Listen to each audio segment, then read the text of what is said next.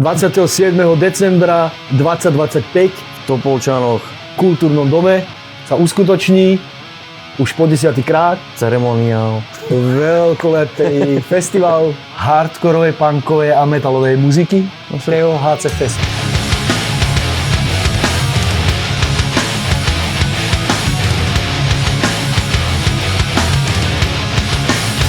V podstate tento ročník je už 10.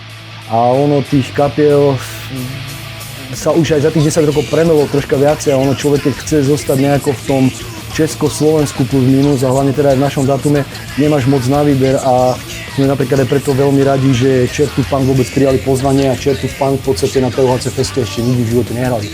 Takže ono je to teoreticky aj taká exkluzivitka a zároveň teda old school a stará legenda z Čech. BKD. Ináč do dnešného dňa neviem, čo tá skatka znamená. Ja sa ich normálne budem musieť opýtať, keď prídu, že čo to vlastne to BKD znamená. Inak BKD je oj-punková kapelka z Chorvátska, z mestečka Varaždín. So spevačkou Idou, že sa Discipline. Takže príde chorvátsky Discipline zahrať do Topolčian. A oni tu už raz hrali na THC showke, teraz neviem koľka to bola, ale to bol prvý koncert na Slovensku po covide. 22. rok. Topolčanoch. Kedy tu hrali a úplne si nás všetkých si nás úplne, že dostali nás, opantali. Paradička, úplne zabavička. Tak zabavička. nalali liter vína a liter vody. Throwback, Österreicha. Tí prídu z Dolného Rakúska, z mestečka Stockerau, to je nedaleko Viedne. Super mhošaní. Taký ťažký metalcore, že? Taký deathcore až také, dobre to je jak svinia. A paradička chalani. Takého moderného štýlu. Mladí, fešaci. Kde sme s nimi hrali? Na Hubo. Aha. Na Hubo. Super to bolo. Tam to dobre dali. Hrali po nás, síce, čo bolo také nefér. Ale nie. Vôbec nie. Pohodička, hrali lepšie jak my. No, však nám pršalo, nie? Úplne, že? No, ty vole, to bolo desné vtedy, no. No a čo Depresí, ty kokos? Minulý rok nehrali? No, tak dúfam, že prídu. No, tento rok by mali prísť Depresí, takže Depresí budú tiež, ak kto sa na nich teší, tak on ich nepríde. A kto sú vlastne Depresí pre mladých, ktorí chodia na THC Fest a nepoznajú, tak je to legenda metalu. Výborná metalová kapela. No, oni hrali vlastne, hej, to je, ináč je to tiež taká symbolika, no, že oni hrali na prvom ročníku. A teraz na 10. Hej. Tiež sranda, ty kokso. A teraz budeme hovoriť po maďarsky, až by ste nerozumeli. Kesenem. Jo. Ege, čegedre. Príde maďarský kapela Fuck Bad Thing z Budapeštu. Dobrý taký anarcho, punk, hardcore. Super chalani, že si mi sranda. Hlavne so spevákom s Jorim. Super typek, ak tam náhodou budete mať možnosť stretnúť, tak s ním pokecajte. Veľmi sympatický chalan. Ale po maďarsky. Musíte, alebo anglicky. Ale bude to fajn a hlavne majú brutálne dlhý set, oni budú hrať až 20 minút. Performat. Pozná to volakto? Sprievidze. Metal? Metalcore? Trash. A na gitaru tam hrá Roman. Roman nosieval dlhé vlasy, teraz už má dredíky. Skon Revival. Každopádne budú mať premiéru na THC Feste, tak sa na nich veľmi tešíme. No ďalšou kapelkou je Výstraha, mladá punkarská krv z Trenčína. To je také dobré, na Salaši boli dobrí vtedy, ak tam hrali, bolo také fajn. Nadúpaný punk. Taký technický punk, nebolo to také halabala. Dobre to bolo. 8. kapelu, ktorú vám predstavíme, má názov Kaša. To je meno, ktoré na undergroundovej scéne nie je vôbec známe, nikto to nepozná, ale lokálna kapelka. Lokálne sú to zábavní chlapci, ktorí hrajú fakt dobrú muzičku, cez punk, pop, všetky tie veci, ktoré každý pozná, má rád a je to dobrá zabavička. Kaša. After party nakoniec. Solčanci. Ďalšia kapela, predposledná kapelka, ktorú by sme predstavili, je kapela Small Town Life. Troška také kolomný názov, ale každopádne je to malomešťacký život. Tú kapelu, keď som prvýkrát počul, tak som si povedal, že ty kokso, že to je normálne, že slovenská Nirvana. A skúšali sme ich, alebo pokúšali sme sa o nich v podstate už ty kokso, ale 2 roky, alebo tak nejako 2 alebo 3 roky a nikdy sme sa nevedeli dohodnúť, oni mali manažérku a manažérka to nejako nevedela zmanéžovať a potom raz náhodne som na nejakom koncerte v Bratislave stretol Jakuba, čo tam hrá na basu, tuším, Jakuba na basu.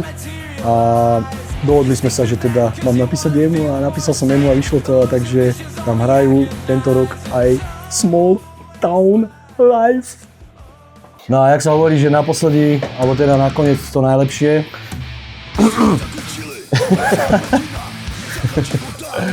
Áno, True Reason. Tentokrát tiež, ako každý rok na TOHC Feste, posledné 3 roky hrá aj True Reason. A tentokrát také výnimočné, oslavíme tam 15 rokov. No, malo by to byť, teda dúfam, že sa nám to podarí. A dúfam, že pokrstíme to CZčko. To je nič, to je o ničom. Ono, tento rok je taký výnimočný, my máme v podstate 10 rokov výročie TOHC Festu, 15 rokov výročie kapely True Reason a ešte teda dokonca aj tento koncu roka vydávame CDčko, takže dúfam, že to všetko tak klapne a máme to tak celkom dobre vymyslené, bude to taký špeciálny, mal by to byť taký špeciálny playlist, ktorý sa zahrá vlastne len jedenkrát a len špeciálne pre TOHC Fest, pre publikum, ktoré chodí na TOHC Fest. To tam nedáme. Na srdcárov. Lebo možno, že to nestihneme. To tam nebudeme dávať. A budú hostia, a bude pivo, a bude muzika. Každopádne bola vyhodená prednedávnom jedna taká informácia, že od tohto roku a vlastne od tohto ročníku a od teraz skúsime zaviesť jednu takú vecičku, niečo ako spomienky, memoriál na všetky, alebo väčšinu, alebo tých, na ktorých sme nezabudli, na ktorých spomíname, alebo na ktorých by sme chceli, aby sa nezabudlo, ľudí z rock'n'rollu, zo scény, z hardcore, metal, punk, hip-hop, všetci ľudia proste, ktorí spravili nejaký progres v muzike, odoslali nejaký ten message, ktorí za to stáli, budú súčasťou TOHC Festu od teraz. Máme tam hneď na začiatok 8 mien, ktorí sú vlastne zobrazení na takých obrazoch. A samozrejme, kto bude chcieť silou mocou, môže si ich kľudne aj za nejakú symbolickú cenu kúpiť.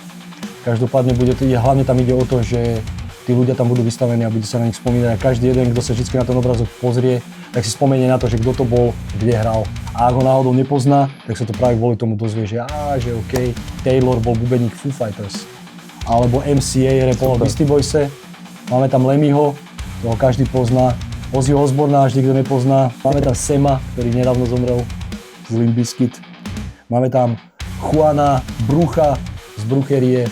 A Ďuri Černý, bubeník z Tublatanky a potom zo Slobodnej Európy. Tombola? Tak neviem, býva aj tombola na TOHC Feste? Jasné, že býva. Áno. Chodíte na TOHC Fest, poznáte?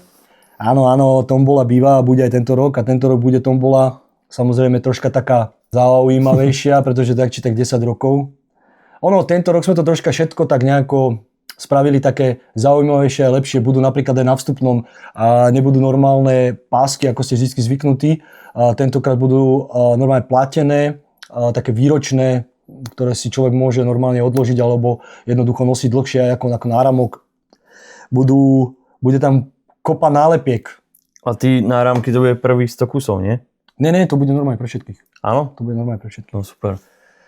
A tombola bude klasika, tak ako vždy, v podstate po každej kapele, od kapely zrovna, ktorá hrá, pokiaľ kapela nemá niečo dať do tomboly, bude to nahradené vecami z merču, bude to True Reason alebo z merču festivalového.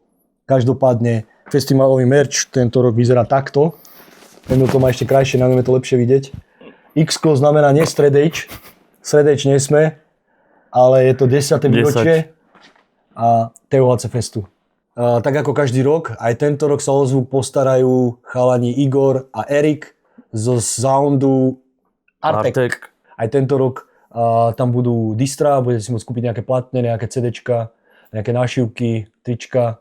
Každopádne merch tam bude mať samozrejme aj každá jedna kapela, ktorá merch má. A čo sa týka týchto hudobných nosičov a externých distier, tam príde Michal Vomit po druhýkrát, ak to teda vyjde, ale malo by mal prísť aj Gustav z Polska so svojím distrom. Takže to bude fakt pecka zase. Tak uvidíme sa kde? Na Hřbitovie. 27. decembra 2025 v Topolčanoch kultúrnom dome TOHC Fest 2025. Jo.